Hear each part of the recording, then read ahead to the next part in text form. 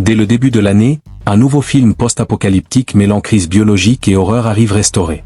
L'histoire se déroule dans un futur où la Terre est soudain frappée par une toxine mortelle dispersée dans l'air, rendant impossible toute respiration sans masque filtrant. Quiconque inhale par erreur l'air contaminé est condamné, sans traitement possible, à une attente douloureuse de la mort. Jusqu'au jour où une compagnie pharmaceutique surgit et annonce un médicament capable de neutraliser le poison présent dans l'air. Il suffit d'en avaler une gélule par jour pour respirer sans masque un air plus pur et plus sûr. Arthur est le chef d'une organisation criminelle appelée Solomon, mais aussi un génie en biochimie. Officiellement, il fabrique et revend des drogues pour survivre, mais en secret il perfectionne une version améliorée du médicament, encore en phase d'essai mais déjà efficace. Rubens, chargé de distribuer la drogue du gang, profite d'un moment d'inattention pour voler une dose du remède.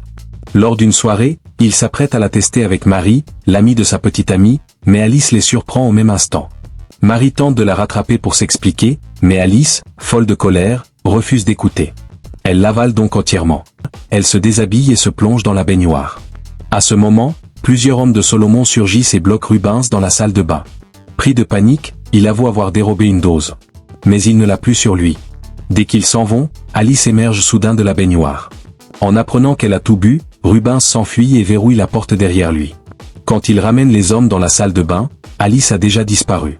Furieux, il tire dans sa jambe pour le punir et fouille le reste de la maison. Accrochée au plafond, Alice finit par tomber, incapable de tenir plus longtemps.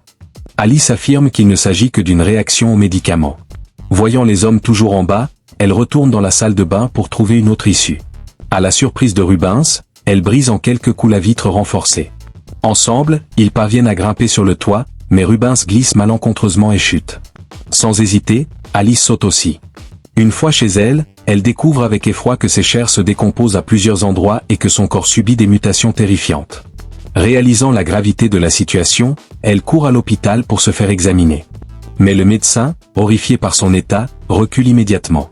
Voyant son agitation, il appelle les agents de sécurité. Alice s'enfuit, par erreur, se retrouve dans une salle d'isolement. Paniquée, elle utilise les pointes apparues sur ses paumes pour grimper au plafond et demande à une malade de garder le silence. Elle échappe ainsi aux gardes. En quittant l'hôpital, elle est de nouveau repérée par les hommes de Solomon. L'un d'eux la surprend et l'endort pour l'enlever.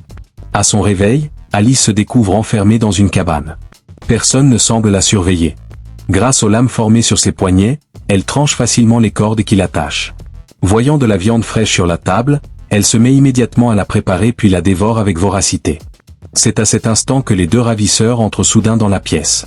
La police, entièrement armée, encercla l'entrée. Depuis le début, Eric savait qu'Arthur développait secrètement une version améliorée de son médicament. Car l'ingrédient actif du produit était limité, et il n'avait jamais voulu l'arrêter, simplement curieux de savoir s'il trouverait une meilleure alternative. En voyant les mutations d'Alice, Eric fut soudainement fasciné. Il lui promit de tout faire pour l'aider à retrouver son apparence, et après un moment d'hésitation, elle accepta. De retour à l'entreprise, Eric procéda à un examen complet. Il découvrit que son métabolisme était plus rapide qu'une personne normale et continuait d'augmenter, et que ses gènes avaient muté au point de produire naturellement des enzymes capables de neutraliser le poison présent dans l'air. Ces enzymes étaient l'élément indispensable du médicament.